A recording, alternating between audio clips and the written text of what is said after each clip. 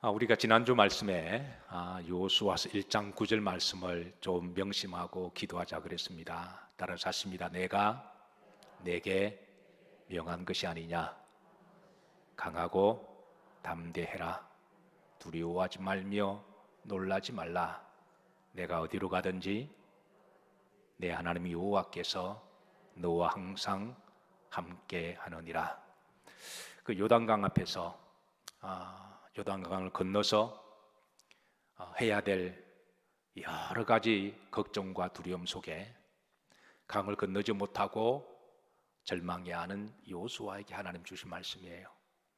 우리도 인생을 살아가다 보면 그럴 때가 있습니다. 하루를 살아도 이 하루살이 인생에도요, 염려가 어찌 그리 많은지, 걱정이 어찌 그리 많은지, 때로는 한날의 염려 때문에 밤에 잠을 자지 못하고 꼬박 세우는 경우도 있습니다. 사랑하는 성도 여러분, 때로는 근심과 걱정과 두려움이 있을 때 오늘 주신 말씀 붙드시고 강하고 담대하시고 두려워하지 말고 놀라지 마시고 여호와께서 함께 하심을 믿으시고 기도하시고 새 힘 얻으시기를 주의 이름으로 축복합니다. 하나님이 지난번에 말씀에 여호수아에게 기도 제목을 몇 가지 주셨는데요, 우리가 6가지 기도 제목을 함께 살폈습니다. 첫 번째입니다. 따라서 하십니다. 일어나라. 두 번째는 이 백성과 더불어 일어나라. 세 번째는 그 땅으로 가라. 다 기도 제목들이에요. 오늘 밤에 네 번째는 언약을 붙들고 기도해라. 다섯 번째는 내가 너와 함께하리라. 내가 너와 함께한다. 여섯 번째는 강하고 담대해라. 그리고 오늘 이제 일곱 번째 기도 제목입니다. 이제 8절인데요. 자, 하나님의 율법 말씀을 붙들고 기도해라라고 하는 이제 기도 제목을 주셨습니다. 8절 앞서갑니다. 이 율법책을 내 입에서 떠나지 말게 하며 주야로 그것을 묵상하여 그 안에 기록된 대로 다 지켜 행하라. 그리하면 내 길이 평탄하게 될 것이며 내가 형통하리라. 자, 본절에 하나님이 율법에 대한 세 가지 영적 지침을 주고 있는데요, 첫 번째는 율법책을 내 입에서 떠나지 않게 해라. 이 말씀은 늘 말씀을 가까이 하고 읽으라고 하는 말씀이죠. 자, 두 번째는 주야로 묵상해라 그랬습니다. 중반절에 보시면 묵상하여, 이 묵상이라는 말은 하가라는 뜻인데요, 이 말에는 두 가지 의미가 있습니다. 첫 번째는 마음의 색이다 라는 말이 있습니다. 마음의 색이다. 따라서 하십니다. 마음의 색이다. 자, 마음의 색이다라는 말은 이게 구체적으로 이게 무슨 말을 의미할까요? 이 말씀을 암송해라는 말이에요. 말씀을 암송해라. 그리고 두 번째는 하가라는 말은 암송한 말씀을 붙들고 묵상하며 기도하라고 하는 것입니다. 자, 우리가 하나님의 말씀을 읽었다면 읽는 것 자체가 목적이 아니죠. 우리가 낭독 시합하는 것도 아니고요. 어느 교회에서 하나님 말씀을 낭독하는 그런 성회를 하기도 합니다. 저는 의미가 있다고 생각해요. 그래서 낭독하는 그 성회를 가면 그냥 앞에 테이핑을 틀어놓고 목소리가 좋은 성우들의 목소리, 그걸 틀어놓고 빨리 낭독을 합니다. 물론 그것도 저는 좋은 시도라고 생각해요. 그러나 우리가 그렇게 낭독하고 몇 번 낭독했다, 100번 낭독했다, 우리가 하나님 말씀 읽을 때 자랑하려고 낭독하는 건 아니죠. 그죠? 낭독하는 목적은 그 말씀을 내 마음판에 새겨서 그 말씀 붙들고 기도하기 위함인 줄로 믿습니다. 오늘 주의 말씀에 이제 그 말씀을 말씀에 새긴 말씀을 기억을 해야 기도하죠. 사람의 기억은 참으로 한계가 있어서 1시간이 지나고 나면 한 80%가 잊어버린대요. 자, 여러분 오늘 예배 드리시고 말씀 듣고 교회 문지방 나가시면요, 한 50%는 잊어버릴 거예요. 예배 드리다가도 잊어버리는데, 어떤 분은 예배를 들으면서 한 귀로도 한 귀로 흘러버려서 그래서 바로바로 물어보면 대답을 하지 못할 때가 의외로 많이 있습니다. 그리고 하루만 지나면 대부분 다 잊어버려요. 일주일이 지나면 전혀 기억을 못하는 경우도 있습니다. 여러분 지난주 설교 제목이 뭐죠? 여러분 당황하시잖아요. 당황하셨어요? 다행히 표에 관한 설교를 해서. 사람의 여러분 기억력은 이게 다 또치기 계책이어서, 그래서 우리가 하나님 말씀 읽었다면 그 말씀을 뭐해라? 묵상해라. 하가라는 말씀은 마음판에 새기라고 하는 것이죠. 그리고 마음판에 새기는 게 암송이 목적이 아니라 그걸 붙들고 뭐해라? 기도, 이걸 묵상이라고 이야기합니다. 그래서 영어 성경 이 말을 meditate라고 번역했는데요, 여러분 잘 아시는 이제 meditate라고 하는 말은 묵상하다라는 말이시죠. 자, 다윗은 주의 말씀을 늘 묵상했습니다. 시편 1편 1절 2절 보시면 복이 있는 사람은 이렇게 해서 무엇을 하지 않고 조심하고, 그러나 또 반대로 무엇을 하고라고 하는 이런 이제 대조법 속에서 2절을 보시면 합독합니다. 오직 여호와 율법을 절고하여 그의 율법을 주야로 많은도다 묵상하는도다. 이 묵상은 메디테이션이라는 명사죠. 근데 재미있는 거는 이 메디테이션이라는 말은 메디슨에서, 라틴 말 메디슨에서 나오는데요, 메디슨이 바로 약이죠. 그래서 여러분 이 세상에서 제일 좋은 약은 신약과 구약인 줄로 믿습니다. 우리가 약을 먹으면 약이 내 몸속에 들어가서 나의 연약한 부분들, 병든 부분들을 치유하듯이 우리에게는 영혼의 약이 필요합니다. 그래서 우리가 주의 말씀 양약을 먹게 되면 그 말씀이 내 속에 들어와서 우리의 아픈 부분을 치유하시고 우리의 낙심하고 절망한 부분을 위로하시고 우리에게 소망과 언약을 주시는 줄로 믿으시기를 바랍니다. 그래서 묵상이라고 하는 것은 하나님의 말씀을 깊이 새기며 그 말씀 붙들고 기도하는 것을 의미하고 있습니다. 다윗은 주의 말씀이 내 입에 꿀처럼 달다라고 고백했어요. 시편 119편 103절의 말씀입니다. 다 같이 합독하십니다. 주의 말씀의 맛이 내게 어찌 그리 단지요 내 입에 꿀보다 더 다니이다. 여러분 말씀이 여러분 달아요? 시편 1편 2절에 보면 율법을 뭐하여 절거하여, 다윗은 하나님의 말씀을 늘 절거히 했다라는 거예요. 그리고 시편에 또 보면 주의 말씀이 어찌 그리 내게 단지요 그랬습니다. 목회를 하다 보면 어떤 분들은 말씀을 들으면 몸을 막 오징어처럼 비트는 분이 계세요. 예배가 좀 빨리 끝나기를. 근데 또 어떤 분들은 이제 말씀이 그리 달달하고 고백하는 분들이 계십니다. 목사님 벌써 설교가 끝났나요? 어떤 분들은 지겹다고 연신 시계를 보면서 나에게 사인을, 바디랭귀지를 보내는데 어떤 분은 벌써 끝났냐라고. 그렇게. 그래서 가끔 목회하다 보면 그런 고백을 듣습니다. 목사님, 성경에 말씀이 달달하는 것을 무슨 뜻인지 몰랐는데 정말 목사님 말씀이 달아요 라고 고백하는 분들이 들어 나타납니다. 저는 여러분들이 하나님의 말씀이 지겹거나 부담이 아니라 즐겁고 꿀처럼 달기를 주의 이름으로 축복합니다. 자, 119편 130, 40 보시면 자, 주의 말씀에 무엇이 맛이 그랬습니다. 맛이 원문에 보시면 말씀을 꼭꼭 씹을 때 말씀에 꼭꼭 씹음으로 말미암아 나는 그 진액을 의미하고 있는데요. 자, 마치 그 하나님 말씀을 내 입에 넣고 묵상하고 계속 되새기다 보면 그 말씀이 어떤 진액이 나온다라는 거예요. 여러분 음식을 오래 씹다 보면 그 음식의 고유의 맛이 나옵니다.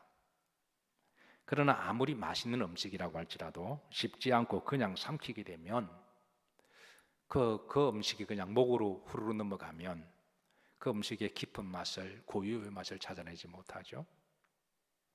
저희 어릴 때만 하더라도 먹을 것이 귀할 때였습니다. 간식도 없을 때였고요.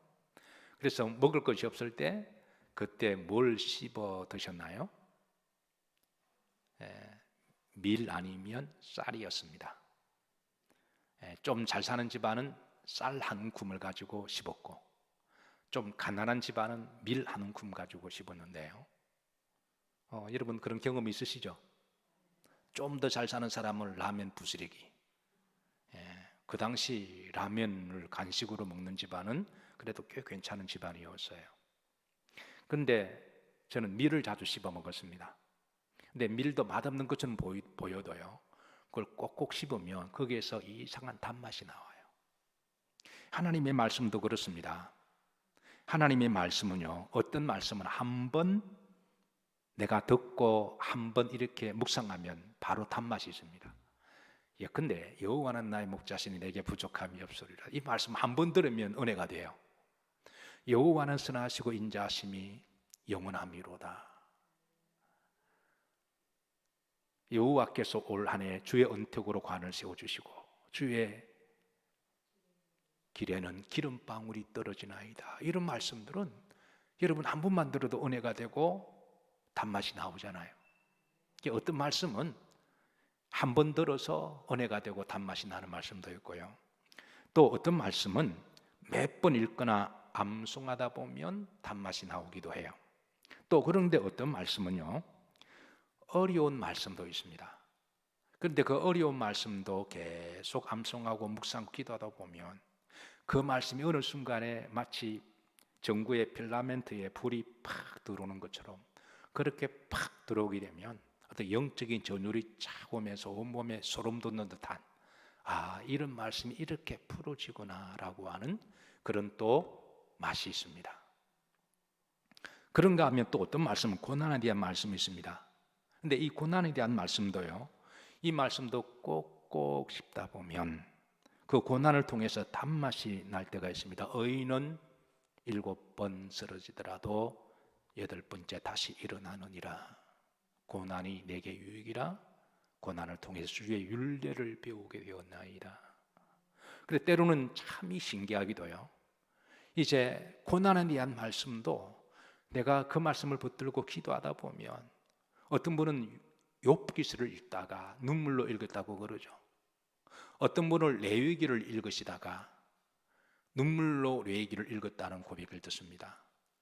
그래서 하나님의 말씀을 어떤 경우는 더 어려운 말씀도 있고 어떤 경우는 고난에 대한 말씀도 있고 어떤 경우는 내가 지금 당장 이해가 안 되지만 그러나 그 말씀을 하가 내 마음판에 새기고 묵상하고 그 말씀을 꼭꼭 씹어서 기도하다 보면 어느 순간에 그 말씀이 꿀처럼 단줄로 믿으시기를 주의 이름으로 축복합니다.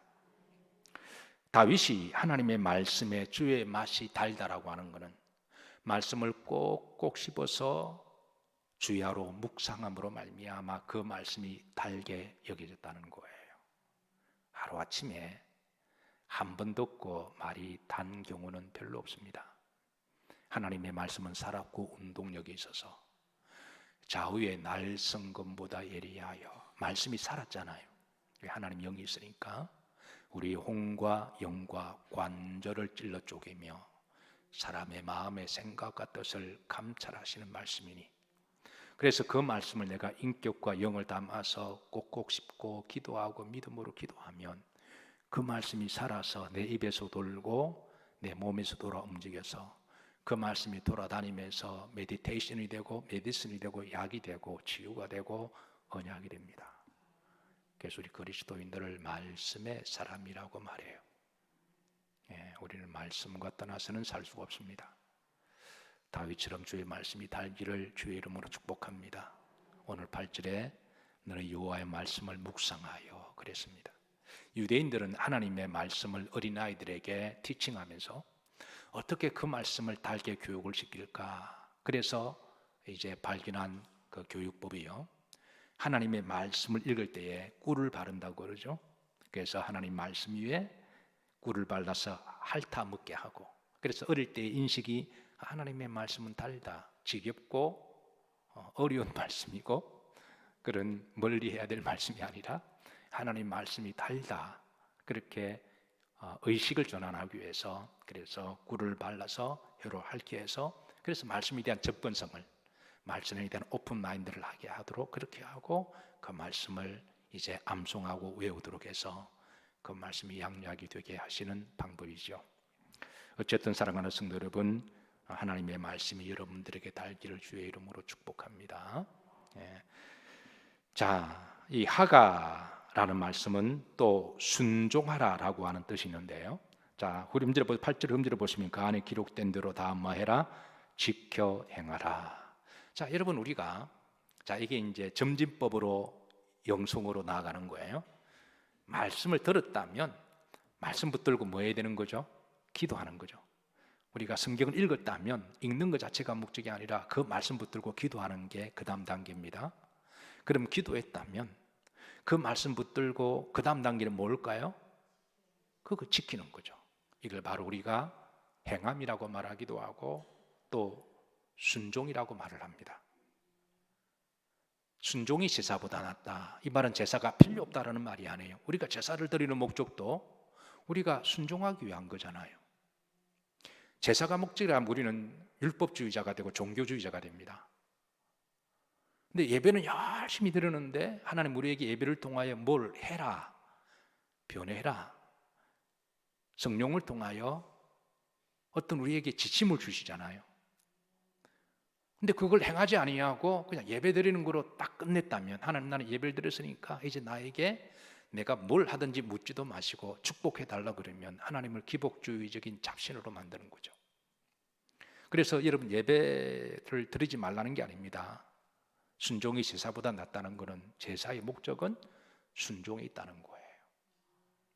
야고보서 사도는 이제 구조의 문법을 기도와 행함으로 그렇게 대비를 시키는데요. 그래서 오직 의인은 믿음으로 살리라, 믿음을 강조하지만 그러면서도 동시에 야고보 사도는 행함 없는 믿음은 뭐한 것이다? 죽은 믿음이다. 이 행함과 믿음은 다른 게 아니라 동전의 양면의 성질임을 그렇게 우리에게 알려주고 있는 거죠. 다른 예를 들어서 이렇습니다. 자, 학생이 교회에 와서 하나님 나에게 지혜를 주시고 공부를 잘하게 해주세요 라고 간절히 기도했다면 그 기도하는 것도 믿음이죠. 믿음이 없이는 기도 못하니까.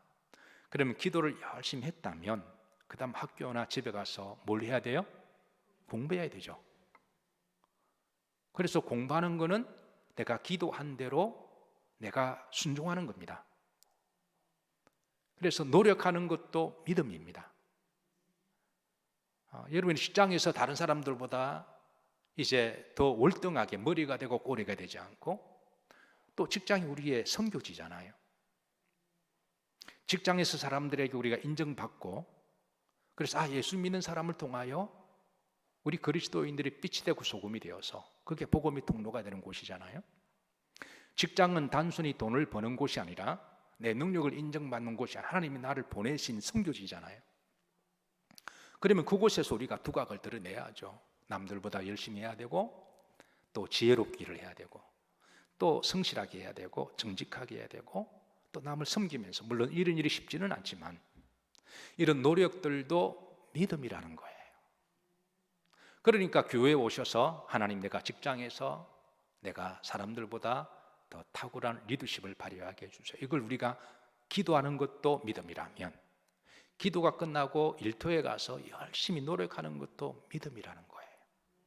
학생이 교회에 와서 여호와를 경외하는 자는 지혜와 지식을 주노니라. 그렇게 하나님 나에게 지혜를 주셔서 공부 잘하게 해주세요. 그렇게 기도하는 것도 믿음이라면 기도가 끝나고 학교나 집에 가서 공부하는 것도 믿음이라는 거예요. 그래서 그런데 참으로 어떤 경우는 교회에서 열심히 기도하는데 직장에 가서 노력을 하지 않아요. 노력하는 것도 믿음입니다. 공부하는 것도 믿음이고요. 그래서 하나님께서는 교회에 와서 우리가 말씀을 듣고 묵상하고 그 말씀을 붙들었더라면 내 삶의 현장에 가서 적용하고 순종하는 거죠.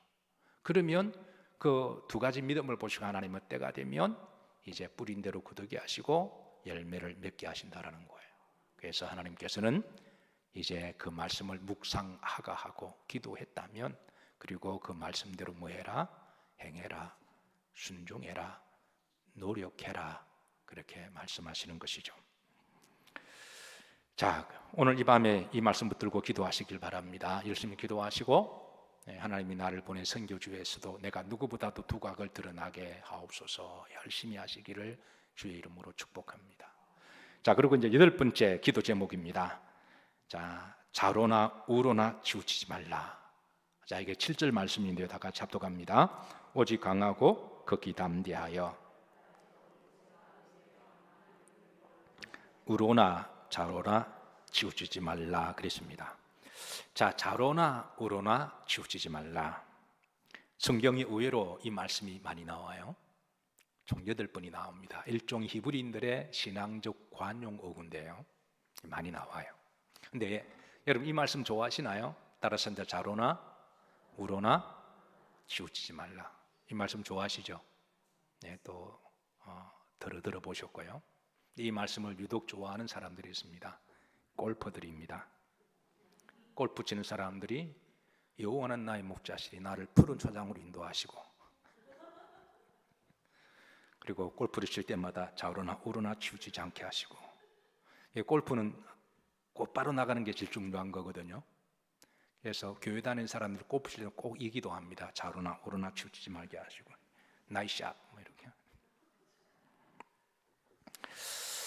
여러분, 좌로나 우로나 치우치지 말라는 이 말씀이 많이 나오는데 이게 무슨 뜻일까요? 이게 유교의 중도 사상처럼 내가 손해보지 않기 위해서 이 편도 저 편도 그렇게 몸을 사리면서 처세를 하라는 말씀이 아닙니다. 이게 잘못 오해하면 이게 중간에서 눈치 보면서 눈이 사시눈이 되어서 왔다 갔다 하면서 그렇게 하라는 유교적 말씀이 아닙니다. 이 말씀 성경에 보면 총 4가지 레슨이 있는데요. 첫 번째는 지리적 방향성을 지시할 때 주시는 말씀입니다. 신명기 2장 27절에 이 말씀이 나오는데요. 다 같이 합독하십니다. 나를 내 땅으로 통과하게 하라. 내가 큰 길로만 행하고 좌로나 우로나 치우치지 아니하리라. 모세가 이제 광야를 지나서 가나안 땅으로 갈 때, 그래서 모세가 한 말이에요. 가나안 땅까지 가려면 목적이 있죠. 그 목적을 가기 위해서 그렇게 좌로 치우치지 아니하고 그 목표를 향해서 곧바로 나아가겠다고 하는 의미를 가지고 있습니다. 자, 그런데 이스라엘 백성들이 광야에서 좌로나 우로나 치우쳤습니다. 그래서 40일이면 갈 수 있는 길을 40년 동안에 뱅뱅 돌았습니다. 사랑하는 성도 여러분, 우리가 천국까지 가는 여정 중에도 괜히 이리저리 방황하다가 뱅뱅 돌지 마시고, 우리가 천국의 목적을 세웠다면 우리가 베스메스로 가는 2마리 소와 같이 그렇게 여러분 방향을 잘 정하시고 믿음으로 나아가시기를 주의 이름으로 축복합니다. 괜히 옆으로 가재처럼 갔다가 얻어터지고 돌아와서 나 이제 왔으니 그러지 마시고, 그래서 하나님 주신 시간을 잘 전략하셔서 이제 믿음으로 올바른 방향으로 나아가시기를 주의 이름으로 축복합니다. 혹이라도 한 주 동안에 좀 곁길로 갔다가도 주일날이 되면 교회에 오셔서 다시 방향을 딱 바로 잡으시기를 축복합니다. 자, 2번째, 삶에서 지켜야 될 법도에서 벗어나지 않는 삶을 말하는데요. 신명기 5장 32절입니다. 합독합니다. 그런즉 너희 하나님 여호와께서 너희에게 명령하신 대로 너희가 삼가 행하여 좌로나 우로나 치우치지 말고, 그러니까 하나님 우리에게 주신 말씀대로 이제 그 법대로 나아가라는 것이죠. 이거를 다른 말로 하면 신앙의 정도를 말합니다. 정도는 그리스도인들이 가야 할 길이 있습니다. 다윗이 시편 1편에 복 있는 사람은 악인의 길을 쫓지 아니하고 죄인의 길에 서지 아니하고 오만한 자리에 앉지 아니하고, 이런 길들은 신앙의 정도 길이 아니라는 것이죠. 그런 길들은 좋아 보여도 나중에는 이제 큰 재앙을 당하게 되기 때문에 이제 신앙의 말씀의 법을 따라 나아가라라고 하는 의미를 가지고 있습니다. 자, 3번째, 공정한 법 해석을 의미하는데요. 신명기 17장 11절입니다. 다 같이 합독하십니다. 곧 그들이 내게 가르치는 율법의 뜻대로 그들이 내게 말하는 판결대로 행할 것이요, 그들이 내게 보이는 판결을 어겨 좌로나 우로나 치우치지 말 것이니라. 여기에 이제 판결이라는 말이 2번 나옵니다. 그러니까 남을 판단하는 이 재판관들에게 판단하는 사람에게 이야기하는 거거든요. 그러니까 남을 판단하고 재판하는 사람들은 어떤 법을 판결할 때 좌로나 우로나 그렇게 불편부당하게 유전무죄, 무전유죄 그런 식으로 판결하지 말라는 거예요. 그래서 공정한 법대로 판결해야 될 것임을 알려주고 있고, 신명기 17장 20절이십니다. 여기에 보시면 자다가 잡독하십니다. 그리하면 그의 마음이 그의 형제 위에 교만하지 아니하여 이 명령에 떠나 좌로나 우로나 취지 아니하리니 이스라엘 중에서 그와 그의 자손이 왕위에 있는 날이 장고, 왕위에 있는 날. 또 이 좌로나 우로나 말씀은 또 왕에게 주시는 말씀이기도 해요. 그래서 왕의 즉위를 할 때 바로 하나님이 그 왕에게 주신 말씀이, 너는 왕위에 오르게 되면, 왕은 이제 그 공동체에서 가장 높은 지도자격이 있는 사람이잖아요. 그래서 그 왕의 그런 자세 중에 하나가 이제 불편부당하게 당리당락에 따라서 움직이지 말고, 그리고 한 사람의 말만 듣지 말고 잘 판단해서 좌로 우로 치우치지 않고 그렇게 나라를 잘 통치하라고 하는 그런 말씀이기도 합니다. 만약에 왕이 이렇게 좌로 우로 치우치지 아니하고 하나님 주신 소명을 가지고 그렇게 해서 하나님의 나라를 잘 이렇게 통치하게 되면 하나님이 이제 그에게 주시는 축복의 약속의 말씀이 있는데, 후렴절에 보시면 그와 그 자손이 왕위에 있는 날이 장구하리라. 하나님이 그 왕직위를 보장해 주신다라는 거예요. 우리 역사 속에 나타난 지도자들을 보면요, 지도자들이 불편부당하게 권력을 이용해서 칼춤을 추기도 하고, 그리고 이제 권력을 탐하다가 나중에 이제 그 자리에서 물러나서 비극적인 종말을 맞이하는 왕들이 얼마나 많이 있나요? 그리고 그 왕만 망하는 게 아니라 왕의 와이프도, 왕비도 그렇고 단두대에 그냥 목이 잘리기도 하고요. 그의 자손들도 구족이 멸하는 조선시대에, 그래서 그 왕이 배역을 당하면 구족을 그냥 씨를 말려버리는 경우도 있잖아요. 그러나 하나님이 왕위를 세워주셨을 때 그 왕의 지위가 어떤 개인의 명예나 권력이 아니라, 자랑이 아니라 하나님의 섬김의 자리를 인식하고 또 주신 사명을 잘 감당하며 좌우로 우로 취지지 아니하고 하나님의 법대로 그렇게 잘 통치하면 하나님이 그 존귀한 자리를 계속 지키게 할 것이고, 또 백성들에게 존경을 받게 할 것이고, 그 자손도 복을 주셔서 왕가의 신앙의 명문 가정이 되게 하실 거라고 하는 말씀이에요. 저는 이런 복이 우리나라의 정치 지도자들에게 있기를 기도하고 축복하고 또 여러분들에게 있기를 기도합니다. 자, 네 번째, 오직 하나님 밖에서 벗어나지 말라라는 말씀입니다. 신명기 28장 14절인데요. 다 같이 합독하십니다. 내가 오늘 너에게 명령하는 그 말씀을 떠나 좌로나 우로나 치우치지 아니하고 다른 신을 따라 숨기지 아니하며. 그러니까 다른 신을 그냥 섬기기 위해서 좌로 갔다가 우로 갔다가 하지 말고 오직 나와 내 집은 여호와만을 섬기겠노라. 이런 신앙의 지조를 말씀하고 있습니다. 올 한 해 우리 앞에 한 번도 가보지 못한 길이 우리가 이제 걸어가야 되는데요, 각자 가야 될 길입니다. 누구와 함께 갈 수도 없고 대신할 수가 없는 이 길을 부부라고 할지라도 우리가 가는 길은 서로 다를 수가 있어요. 그래서 이 길은 여러분 오늘 이 말씀 붙드시고 기도하시기를 주의 이름으로 축복합니다.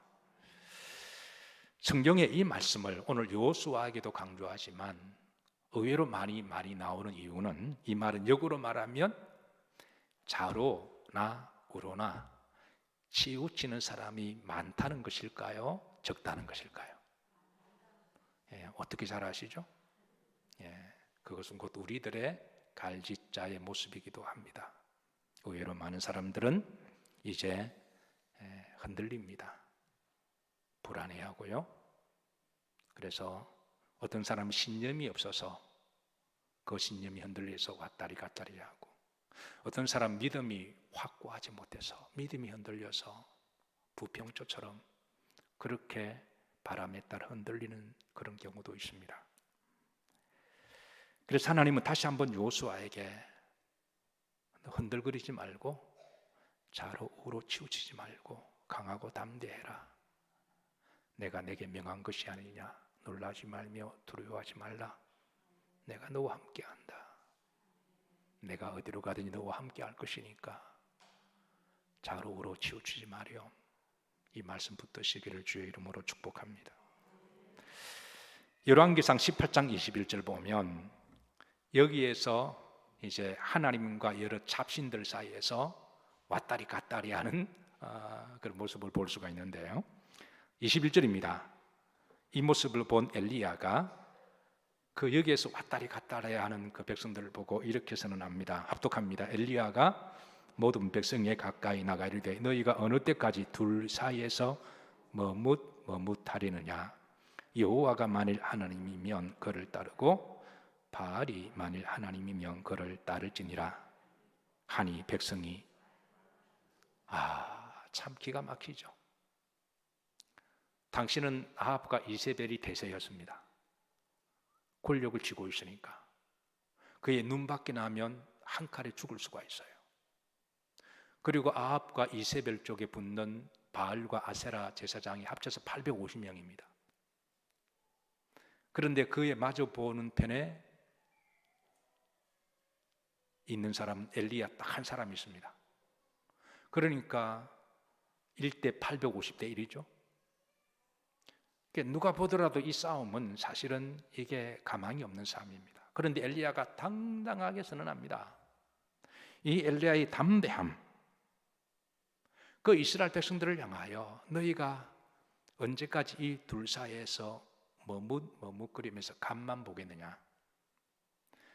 하나님 여호와가 하나님이면 하나님 편에 나에게로 오고 바알이 너희 하나님이면 그쪽으로 가라. 그랬더니 백성들이 어떻게 했다고요? 한마디도 대답하지 않았더라. 여전히 그 마음속에 이긴 놈이 내 편이다. 굿이나 보고 떡이나 먹자. 이런 묘한 심리가 있다고 하는 거예요.